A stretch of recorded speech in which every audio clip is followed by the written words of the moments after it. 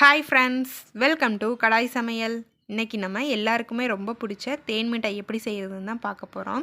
இப்போல்லாம் நிறைய கடைகளில் தேன் மிட்டாய் கிடைக்கிறதே இல்லை. அதை நம்ம எப்படி வீட்டிலேயே செய்கிறதுன்னு தான் பார்க்க போகிறோம். அதுக்கு முன்னாடி நம்ம சேனலை சப்ஸ்கிரைப் பண்ணாதவங்க சப்ஸ்கிரைப் பண்ணிக்கோங்க. அண்ட் கூடவே உள்ள பெல் சிம்பலையும் கிளிக் பண்ணிக்கோங்க. தேன் மிட்டாய் செய்கிறதுக்காக அரிசி ஊற வச்சுக்கலாம். 1 டம்ளர் அளவுக்கு நான் சாப்பாடு அரிசி எடுத்திருக்கேன். நீங்கள் சாப்பாடு அரிசிக்கு பதிலாக இட்லி அரிசி கூட எடுத்துக்கலாம். அதே டம்ளரில் 1/4 டம்ளர் தோல் நீக்கின உளுந்து எடுத்துக்கோங்க. இது 2 தடவை நல்லா கழுவிட்டு 3 மணி நேரத்துலேருந்து 4 மணி நேரம் வரைக்கும் ஊற வச்சுக்கலாம். 1 டம்ளர் அரிசிக்கு 1/4 டம்ளர் உளுந்து, இதுதான் கரெக்டான அளவு. இது ஒரு 4 மணி நேரம் நல்லா ஊறட்டும். அரிசி நல்லா ஊறிடுச்சு பாருங்கள், நல்லா ஊறிடுச்சு. இதை நம்ம மிக்ஸி ஜாரில் சேர்த்து அரைச்சி எடுத்துக்கலாம்.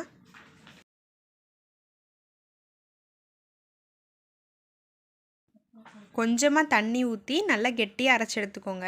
தேன் மிட்டாய்க்கு மாவு கெட்டியாக தான் இருக்கணும். தண்ணி கூடிடுச்சுன்னா எண்ணெயில் போடும்போது எண்ணெய் குடிக்கும். மாவு நல்லா அரைச்சி எடுத்தாச்சு. இந்த அளவுக்கு நல்லா கெட்டியாக அரைச்சி எடுத்துக்கோங்க. இதில் நம்ம ஃபுட் கலர் ஆட் பண்ணிடலாம். நான் இன்றைக்கி ஆரஞ்சு கலர் தான் ஆட் பண்ணுறேன். உங்களுக்கு வேணால் நீங்கள் ரோஸ் கலர் கூட ஆட் பண்ணிக்கலாம். இது கூடவே 1/4 டீஸ்பூன் அளவுக்கு பேக்கிங் சோடா ஆட் பண்ணிக்கோங்க. பேக்கிங் சோடானா சமையல் சோடா, ஆப்ப சோடான்னு சொல்லுவோம் இல்லையா, அதுதான். தேன் மிட்டாய்க்கு இது சேர்த்தா தான் நல்லா எண்ணெயில் போடும்போது உப்பி வரும். அதனால் ஸ்கிப் பண்ணாமல் சேர்த்துக்கோங்க. இதை நல்லா கலந்து விட்டுறலாம்.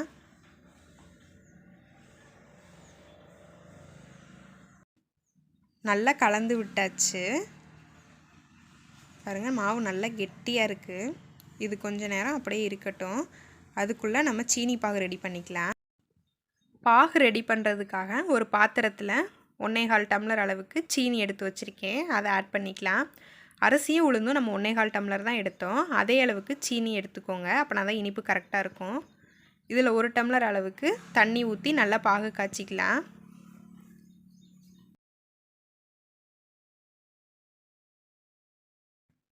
இதுக்கு பாகு பதத்துக்கு காய்ச்சணும்னு தேவையில்லை. அதுக்கு முன்னாடி ஸ்டேஜ்லேயும் ஆஃப் பண்ணிக்கலாம். பாகு நல்லா ரெடி ஆகிடுச்சு. இப்போ அடுப்பு ஆஃப் பண்ணிக்கலாம். அதுக்கப்புறமா தேன் மிட்டாய் பொரிச்செடுக்கிறதுக்காக ஒரு கடாயில் எண்ணெய் சூடு பண்ணிக்கலாம். எண்ணெய் அதிகமான சூடாகவும் இருக்கக்கூடாது, ரொம்ப குறைவான சூடாகவும் இருக்கக்கூடாது. மிதமான சூடாக இருக்கிற மாதிரி பார்த்துக்கோங்க. எண்ணெய் சூடானதுக்கப்புறமா இந்த மாதிரி சின்ன சின்ன உருண்டைகளாக போட்டுக்கலாம். சோடா உப்பு போட்டனால எண்ணெயில் போட்டோன்னே நல்லா உப்பி வந்திருக்கு பாருங்கள். இது ஒரு 3லேருந்து 4 நிமிஷம் வரைக்கும் நல்லா வேகட்டும்.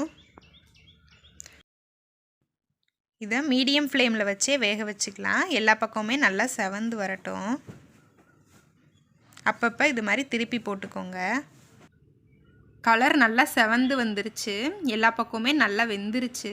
இதை நம்ம எடுத்து நம்ம ரெடி பண்ணி வச்சுருக்க சீனி பாகில் ஆட் பண்ணிக்கலாம்.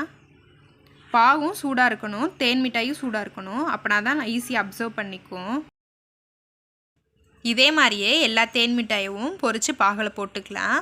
இது ஒரு அரை மணி நேரத்துலேருந்து 1 மணி நேரம் வரைக்கும் நல்லா ஊறணும். அப்படின்னா தான் இந்த தேன் மிட்டாய் பாகை அப்சர்வ் பண்ணிக்கும்.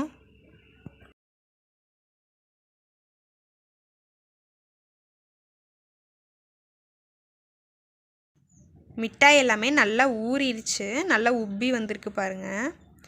இதை நான் உங்களுக்கு ஒன்று கையில் எடுத்து பிச்சு காமிக்கிறேன் எந்த அளவுக்கு ஜூஸியாக இருக்குன்னு பாருங்கள். எவ்வளோ ஜூஸியாக இருக்குன்னு. டேஸ்ட்டும் ரொம்ப சூப்பராக இருந்துச்சு. இதை நம்ம ஒரு பிளேட்டில் ட்ரான்ஸ்ஃபர் பண்ணிக்கலாம்.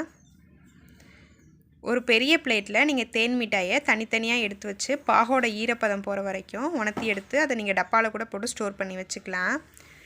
கண்டிப்பாக நீங்களும் இதே மாதிரி ட்ரை பண்ணி பாருங்கள். இந்த வீடியோ பிடிச்சிருக்கும்னு நினைக்கிறேன். பிடிச்சிருந்தால் லைக் பண்ணுங்கள், ஷேர் பண்ணுங்கள். மறந்துடாமல் நம்ம சேனலை சப்ஸ்கிரைப் பண்ணிக்கோங்க. அப்படின்னா தான் நான் போகிற வீடியோஸ் எல்லாமே உங்களுக்கு நோட்டிஃபிகேஷனாக வந்துகிட்டே இருக்கும். தேங்க்யூ ஃபார் வாட்சிங்.